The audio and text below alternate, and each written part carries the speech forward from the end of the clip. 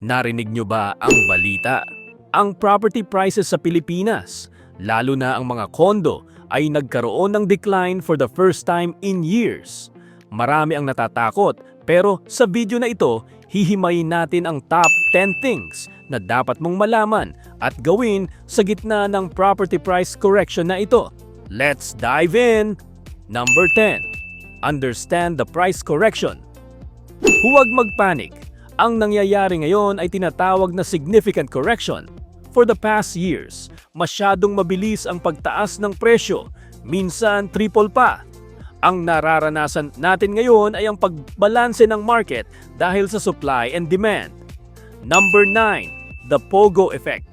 Bakit ba bumababa ang presyo? Isang malaking factor ay ang pag-alis ng Pogo industry. Maraming bakanteng offices at residential units ang naiwan. Kaya dumami ang supply habang kumakaunti ang demand. Basic economics, high supply, low demand equals lower prices. Number 8. Evaluate your financial position. Bago ka gumawa ng kahit anong move, tignan mo muna ang bulsa mo.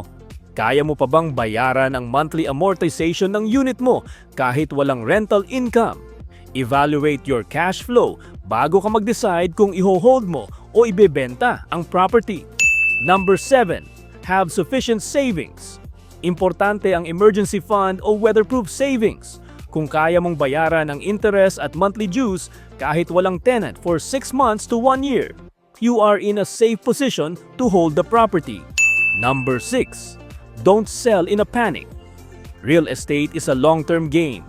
Tandaan, nagre-rebound ang value ng property over time. Kung hindi mo naman kailangan ng cash agad, don't sell at a loss dahil lang sa takot. Stay calm and stay invested. Number 5. Adjust your rental expectations. Kung nagpapaupa ka, be realistic. Mas mabuti nang babaan ang rental price ng kaunti kaysa mabakante ang unit mo ng ilang buwan. A lower rent is better than zero rent. Pwede ring mag-offer ng flexible terms o freebies gaya ng free water or internet. Number 4. Explore alternative uses. Kung hindi mo marentahan ng long term, bakit hindi mo subukan ang Airbnb? O kaya naman, gawin itong co-working space para sa mga remote workers. Pwede mo rin itong gawing sarili mong home studio para sa negosyo mo. Be creative sa paggamit ng space. Number 3. Renegotiate your mortgage. Huwag mahihiyang lumapit sa bangko. Pwedeng i-renegotiate ang mortgage terms para mapababa ang monthly amortization o ma-extend ang payment terms. Sa mga pre-selling naman, tanungin ang developer para sa discounts o incentives. Number 2. Crisis is opportunity. Sabi nga, ang word na crisis sa Chinese ay weiji, na ang ibig sabihin ay danger at opportunity.